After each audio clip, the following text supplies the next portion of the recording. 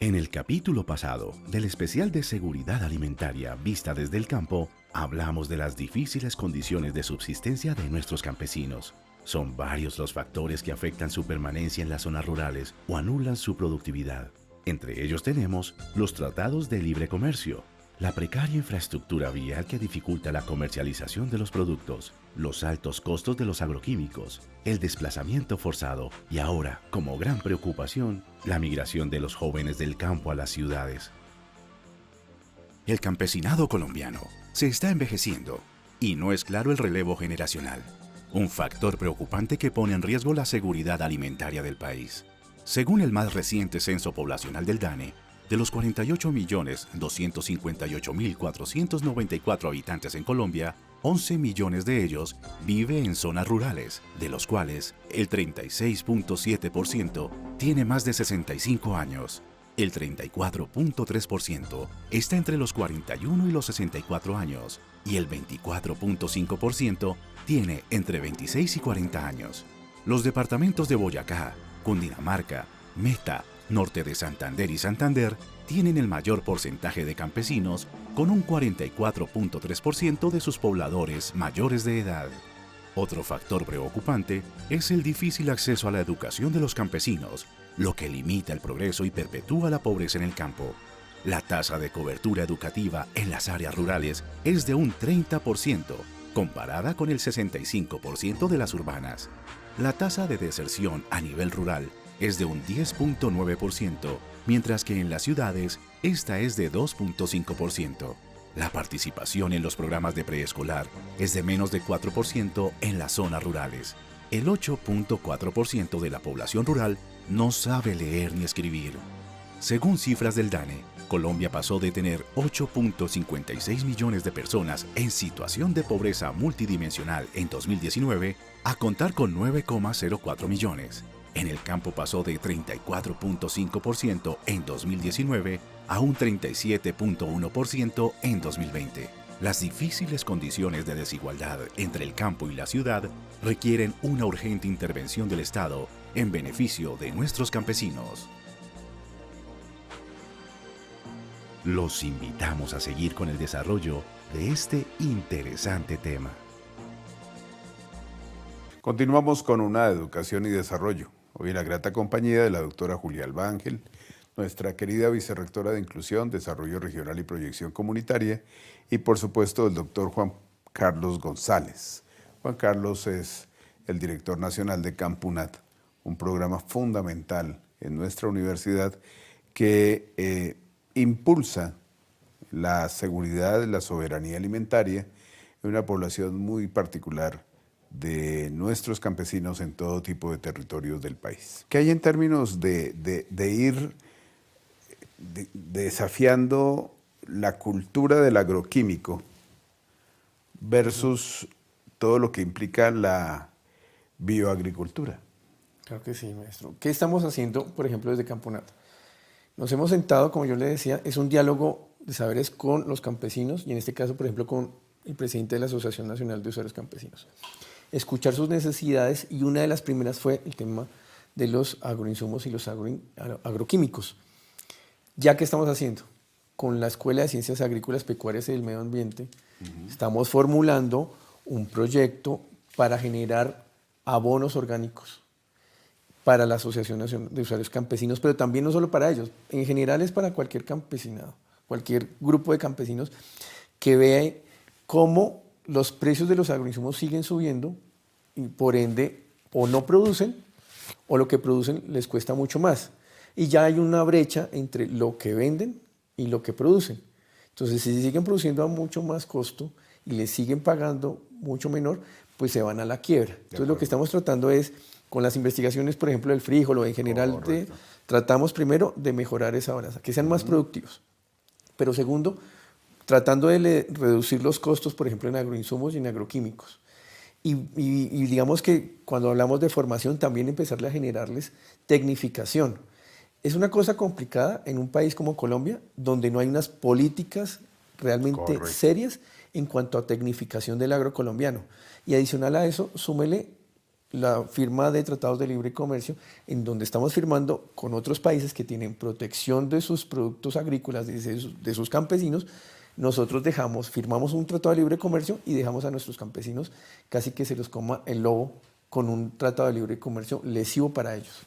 Es cierto, y hablando de esto de exportaciones, hay un factor de coyuntura también, la guerra Rusia-Ucrania, Sí, donde se produce la gran cantidad de estos fertilizantes y agroquímicos. ¿Cómo ve usted eso, doctora, para la política que hay que establecer y pedirle a los candidatos? Bueno, hablemos un poquito de este tema. Total, total. Si analizamos, por ejemplo, el nitrógeno ureico que se incorpora en grandes volúmenes en la producción agropecuaria, uno de sus yacimientos, o por lo menos para Colombia en las importaciones de urea, uno de los principales exportadores hacia nosotros es Rusia.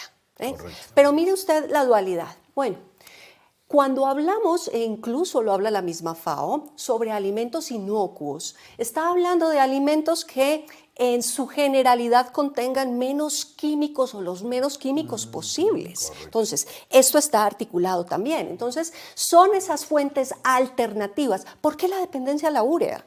¿Sí? ¿Por qué la dependencia si, por ejemplo, existen y estamos trabajando en la universidad en Campo UNAD, por ejemplo, en bacterias fijadoras de nitrógeno, en bacterias fijadoras de fósforo, ¿sí? Entonces hay que buscar y hay que propiciar investigación aplicada para desligarnos, por ejemplo, de la urea. Un tema también muy importante son las cantidades. En Campo UNAD, por ejemplo, hicimos una investigación financiada por MinCiencias, en donde con una compañía desarrolladora de software, Saita, y los campesinos papicultores, pues trabajamos. En la universidad somos muy potentes en todo lo que son tecnologías 4.0. Entonces desarrollamos con ellos un hardware, un dron, que hace la revisión de los campos. Correcto. Y que dependiendo la cantidad de hojas lesionadas, le dice al agricultor, hay que aplicar producto ya o no hay que aplicarlo. Porque ¿qué pasaba? Usualmente siempre hay una tabla, ¿no? Religiosamente hay que poner tal producto herbicida, químico, pesticida a los 15 días y a los 45 repetir, necesítelo o no. Pero con estos desarrollos como Campo Smart se regula la cantidad de productos que hay que aplicar, mejoramos el medio ambiente porque disminuimos la contaminación y mejoramos el bolsillo del campesinado. Y esto ligado a un software. Y uno dice, pero un campesino mirando un computador, pues sí. Ellos en este momento lo hacen y están integrados perfectamente a esas tecnologías. Y es que este es uno de los puntos que tal vez más hemos influido en Campo UNAD, ¿no, doctor Juan Carlos? Porque se trata desde una investigación aplicada, de unas condiciones donde esa historia bastante dramática del campo colombiano, con una explotación realmente artesanal, donde realmente la posibilidad de crear agroindustria ha sido generalmente vedada, donde uno quisiera que los candidatos a la presidencia de la República hablaran de estos temas, porque finalmente estamos hablando de la soberanía y la seguridad alimentaria. Y desde esa perspectiva uno quisiera saber qué va a pasar con los campesinos colombianos, que no solamente tienen el problema de la migración que se está dando de los jóvenes, sino también de unas condiciones que les hacen cada vez no solamente más pobres, sino más en unas condiciones de miseria, ¿sí? Que hacen que pasan las décadas y aquí no pase absolutamente nada. No hay políticas realmente que nos lleven a decir, bueno, ya es hora de pensar, por ejemplo, en los monocultivos para darles otro tipo de manejo mucho más técnico y desde allí fomentar la agroindustria. ¿Qué pasa con ello, doctor Juan Carlos? Bueno, realmente se conjugan un montón de elementos en cuanto a política pública. Lo primero es, en el país vemos todo segmentado. Entonces, hay que hacer política pública de educación rural, entonces Ministerio de Educación. Hay que hacer política de innovación agropecuaria, entonces Ministerio de Agricultura. Ya a veces dicen, dentro de la política del SNIA, del Sistema Nacional de Innovación Agropecuaria, y un delegado de las universidades, pero no se hace efectivo. Entonces, hay que atacar este problema desde múltiples facetas, pero no segmentado. Lo que quiero decir es, hay que hacer un gran Congreso Nacional de Política Campesina. ¿Y eso qué implica? Implica sentar todas las carteras, sentar a todos los actores, porque muchas veces las políticas las hacen de espaldas al campesinado. Entonces, cuando ustedes hablaban ahorita del monocultivo o cuando hablamos también de los agroinsumos, nosotros llevamos muchos años con comunidades campesinas y comunidades indígenas que vienen trabajando ancestralmente, con sus saberes ancestrales, como decía la vice, pero no los escuchamos a veces. Entonces, escuchémosles cómo ellos vienen manejando desde hace miles de años una problemática que para ellos no es problemática, y es, por ejemplo, las plagas. Ellos lo manejan de distintas formas. Entonces, nuestras políticas públicas siempre van en torno a tecnificación, pero también nos falta un diálogo de saberes. Hay una cosa interesante que estamos haciendo también, por ejemplo, con la Escuela de Ciencias Sociales, y es, uno dice, pero ¿qué tiene que ver la Escuela de Ciencias Sociales con Campunat? Pues ese diálogo de saberes, esos diálogos con nuestros pueblos ancestrales indígenas, que desde Campunat podemos decir qué interesante sería no solo el tema de los agroinsumos o de los fertilizantes orgánicos, sino cómo hacen un manejo, por ejemplo, del tema de riego en comunidades, por ejemplo, en Cauca. Entonces ahí entra la Escuela de Ciencias Sociales y nos dice, mire, se hace de tal forma. Qué interesante poder eso comunicarlo al resto del país y que otras culturas ancestrales también nos logren comunicar. Correcto. Y desde ahí empezar a transmitir. De acuerdo. Usted trajo, para cerrar este segmento, doctora Julialba, en una de sus respuestas, el tema del referendo campesino.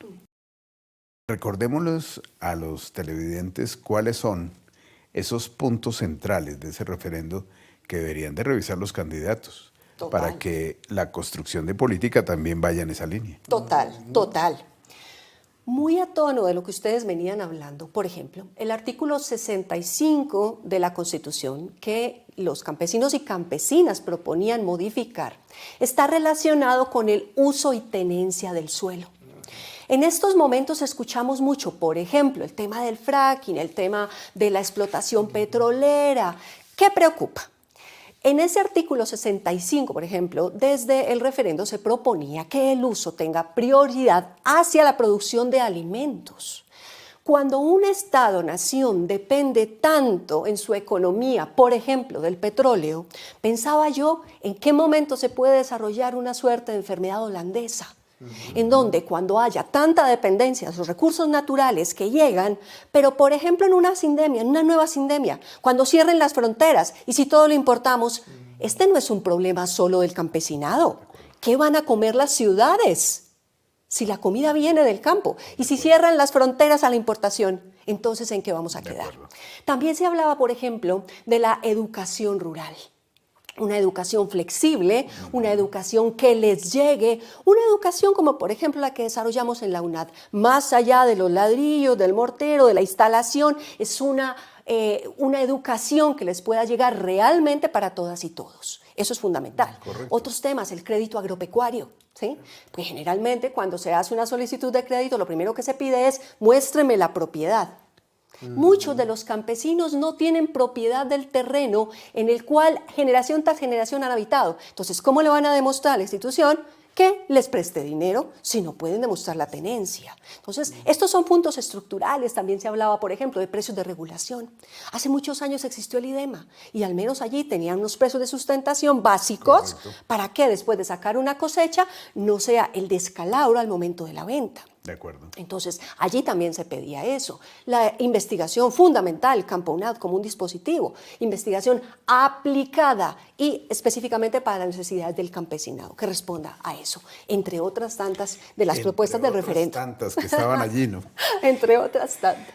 Entre otras, yo creo que hay una serie de elementos que determinan que el campesino en las regiones, en su territorio, en sus microterritorios, debe de sentir tal seguridad por parte del Estado, ¿sí?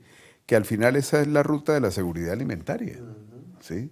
Así es. Brindar ese bienestar extendido, bienestar para el campesino, para su familia, bienestar en términos no solamente de condiciones de vida, sino también de condiciones de salud, de educación, de justicia. En eso estamos pensando nosotros mucho, porque además Campunat promueve la telesalud para el campesinado, la telejusticia, estamos afianzando muchísimo, como lo hemos dicho ahora en estas reflexiones, todo lo que tiene que ver el papel protagónico del campesinado con un país que tiene que ser cada vez mucho más equilibrado en la productividad, en la competitividad del campo, y desde allí, por supuesto, pues vamos a seguir ahondando con estos dos grandes expertos una vez veamos estos mensajes institucionales. No olviden que también nos pueden sintonizar, además de la señal institucional, en el canal Zoom Universitario y en la TV UNAD Virtual, un canal propio de la UNAD en las plataformas que ayudan a que esta universidad irradie todo este tipo de reflexiones para todo tipo de personas que quieran conocer con más detalle por qué el transversal de la educación nos toca en todos los escenarios de gestión de la sociedad. Ya volvemos. Continuamos con UNAD de Educación y Desarrollo. Hoy en la grata compañía de la doctora Julia Alba Ángel y por supuesto del doctor Juan Carlos González, ambos expertos, investigadores reconocidos de nuestra universidad, con quienes estamos hablando de seguridad y soberanía alimentaria, especialmente en las zonas rurales. Por ahora los quiero invitar, queridos televidentes, a escuchar las voces de los colombianos y de las colombianas en las calles, en los diferentes territorios, y su opinión sobre el hambre en Colombia. ¿Qué cree que debemos hacer para dignificar la vida de los campesinos y así evitar que emigren a las ciudades a engrosar las filas de la miseria? Valorar realmente el trabajo que ellos realizan. Poner un precio coherente a lo que ellos nos producen versus lo que se ganan. De pronto darles subsidios más fuertes que soporten vivir en el campo, que es una forma de vivir difícil, pero nosotros no valoramos ese trabajo que es bien complejo. Pues sin duda alguna las importaciones que se hacen del extranjero son las que hacen precaria la situación del campo. Precisamente, pues nosotros siendo podríamos ser la despensa del mundo, o sea, la producción la podríamos hacer nosotros, pero de todos modos existen factores que tienden a importar muchos de los alimentos que nosotros mismos podíamos producir. Entonces, pues si los gobiernos le pusieran más cuidado a eso, sería más, se le podría dar más empuje al campo. Pues ayudarlos, sobre todo el gobierno, darles un apoyo, darles una porque la juventud del campo se viene es para la ciudad a aguantar hambre, a sufrir, y por eso es que viene tanta delincuencia por tanta gente que ahí no tiene nada que hacer. Yo considero que protestar por los derechos es lo más esencial, porque el Estado no proporciona los derechos que las personas se merecen, y en el tema de los campesinos no les ayudan. Entonces yo considero que protestar por los derechos. Yo soy no el del ciudadano, yo soy del campo, de campesino. Ustedes saben los problemas, la comunidad indígena en Venezuela, la guerrilla le hicieron, desplazaron. Nosotros somos desplazados ya más de 20 años. Hablamos, yo no soy de aquí, de Bogotá, yo soy de Florencia, Caquetá.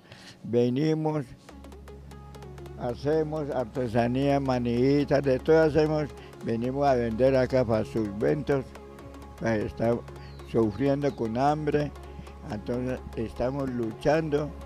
El gobierno también dice que van a ayudar por pérdidas de la comunidad de resguardo donde estamos viviendo. Ya como 20 años, ya pasó 20 años. Bueno, vamos a hablar de un tema para cerrar este bloque que tiene que ver con las grandes pérdidas que se dan en el sector. Ya lo habíamos mencionado, la falta de tecnificación. No solamente en términos de la cadena de producción, sino en la cadena de comercialización y distribución de alimentos. La UNAD ha planteado desde hace mucho tiempo en el programa Campunat rutas, por ejemplo, de economía solidaria, de cooperativización del campo. Así es. ¿Qué hay allí? ¿Qué estamos impulsando y qué esperaríamos que esas políticas que lleguen para el campo nos puedan abrigar un mejor futuro? Vale. En la pandemia evidenciamos algo. Cuando estábamos encerrados todos, la vicerrectora dijo, hay que hacer un programa de solidaridad con nuestros estudiantes campesinos, pero también con los productores campesinos. Y ahí nace Agrojusto. Y Agrojusto tuvo varias experiencias porque fue como un hijo que sale muy rápido y que en la marcha tiene que caminar y andar y casi que correr. Entonces, cuando estábamos preguntándole a nuestros estudiantes campesinos y productores, mándenos la información para poderla divulgar en nuestras redes y generarles unos procesos de mercadeo y de comercio, surgió algo muy interesante. Y es que hablando con el presidente de la Asociación Nacional de Usuarios Campesinos, yo le decía a don Luis Alejandro, mándeme la información y se la publicamos. Y él me dice, pero es que tengo 15 toneladas de pera en Genesano, pero no la puedo sacar en libras. Tengo que sacarla en bloque, 15 toneladas de pera. Y ahí surge, y en la práctica dijimos, necesitamos hacer unos procesos de comercialización, unos procesos de logística para que el campesino aprenda cómo sacar sus productos de branding, de mercadeo electrónico, para que ellos aprendan cómo sacar sus productos afuera y no depender siempre del intermediario. Entonces nosotros, desde la Vicerrectoría Campunad y con las otras escuelas como ECACEN, estamos generando unos procesos y unos cursos cortos, porque esa es otra cosa. Nuestros campesinos no van a decir, va a ser un diplomado de 120 horas, no tienen las condiciones, a veces las tienen, a veces no. Entonces, viendo eso, ¿qué hacemos? Cursos cortos de logística, de transporte, de inventarios, como yo les decía, de mercado electrónico, que le permita a ellos ser mucho más ágiles para sacar sus productos. Entonces, eso digamos que eso es por un lado. Y lo otro, siempre estar como muy pendiente de esas dinámicas sociales. ¿Qué necesitan los campesinos? ¿Qué necesitan nuestros campesinos y campesinas? Y sobre eso responderle desde la academia. Entonces, por eso todas las escuelas en la universidad son fundamentales para ese propósito. Por ahora vamos a ir a unos mensajes institucionales. Los invito para que no olviden escribirnos a nuestro correo institucional educacion.desarrollo@unad.edu.co y a nuestra cuenta de Twitter @universidadunad. Ya regresamos.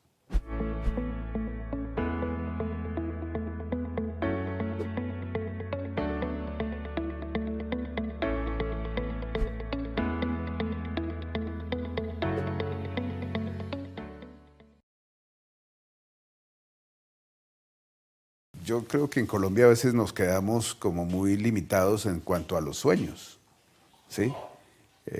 La agroindustria campesina, ¿sí? Porque Juan Carlos nos habla un poco de toda la comercialización del producto en fresco, pero uno de los elementos que ha desarrollado el campo en otras partes del mundo es la incorporación de pequeña y mediana industria dentro de la unidad productiva. ¿Qué podemos impulsar allí? ¿Qué deberíamos de trabajar en términos de acabar, entre otras, con esas cadenas de intermediarios que son las que al final se llevan la ganancia del trabajo del campesino? Esta pregunta es muy importante y muy interesante. Tradicionalmente, ancestralmente, los países, sobre todo del eje del sur, han enfocado sus productos agropecuarios hacia producir y vender exactamente lo mismo. Producción sin primaria. Transformación. Sector primario de la economía. Desatendiendo tal vez lo que más futuro tiene y que sí vieron países del eje del norte, como por ejemplo los europeos. Sector secundario de la economía, la transformación. La cantidad de productos derivados que de esas cosechas pueden salir, pero también el sector terciario de la economía. Por ejemplo, en campañas como Campunad, específicamente, por ejemplo, en proyectos como Agrojusto, nosotros estamos cualificando a campesinas y campesinos para que lleguen al sector terciario de la economía. Esa es la comercialización. Comercialización. Entonces, pero no la comercialización usual, donde siempre se hace publicidad, donde los medios tradicionales, no, Estamos hablando de mercadeo 4.0, en donde las redes, en donde los videos, en donde el comercio digital, en donde el marketing personal y todo esto nuestros campesinados ya están cualificados. Pero no se queda ahí. Vamos en 3 sectores de la economía. En este momento ya hablamos del sector cuaternario de la economía. Total. Hablamos de ecoturismo, hablamos de la venta de bienes y servicios. ¿Sí? Entonces, como por ejemplo, cómo también combinar acciones de ecoturismo en esas fincas, en esas granjas campesinas que también las puedan generar, en servicios ecosistémicos. Eso es fundamental. Y el sector quinario de la economía, donde en Campo UNAD le trabajamos totalmente. Y es cómo se integran ciencia, tecnología y sociedad. De acuerdo. Para trabajar en conjunto, pero en conjunto realmente. Así es como tiene que ser. Doctora Julia Alba, para la reflexión final y nuestro agradecimiento por participar en el programa. Bueno, muy complacida de acompañarles. El mensaje es el siguiente, el mensaje es una invitación a todas las personas que nos están escuchando y que nos están viendo el día de hoy, para que se integren a Campo UNAD, para que se integren al Observatorio Intersistémico Regional. Hemos hablado muchísimas cosas y sé que muchas personas han de estar muy interesadas. Ingresen a nuestra página web, busquen qué ha hecho Campo UNAD, busquen. Tenemos un programa que se llama Con Olor a Región. Correcto. Allí van a ver en plenitud, en campo, todo lo que se está haciendo. Y que nos contacten a través de nuestros correos electrónicos y nos digan, queremos hacer parte, queremos acompañarles en esta brigada que realmente, y lo decía bien Juan Carlos, no estamos hablando del campesinado como si fuera un actante fuera exobiológico allá. No, es que las ciudades y su vida dependen del campo. Entonces, bueno, este es un llamado para que todos y todas pues trabajemos alrededor de estos temas. ¿Alguna invitación adicional para que participen en el Observatorio Intersistémico Regional? Bueno, del Observatorio Intersistémico Regional tenemos además algo muy importante, y es que no es aquí, en Bogotá, en la sede nacional. Tenemos centros de pensamiento territorial en cada una de las 8 zonas del país. Así que líderes, lideresas, defensores de derechos humanos, emprendedores, campesinas, campesinos, comunidades indígenas, afro, raizales, palenqueras, todos los colectivos aquí son bienvenidos. Tenemos sesiones de trabajo todo el tiempo y diálogos permanentes con las regiones. Así que tenemos 65 sedes de la UNAD, pues bueno, pues que allá podamos también vernos y escucharnos. No solamente estamos en la virtualidad. Pues esperamos volver a tenerlos a ustedes dos en otra oportunidad. Por ahora, a nuestros televidentes, mil y mil gracias por acompañarnos. Los esperamos en una nueva entrega de UNAD Educación y Desarrollo. Y por supuesto, no olviden escribirnos a nuestro correo institucional educacion.desarrollo@unad.edu.co. Hasta la próxima.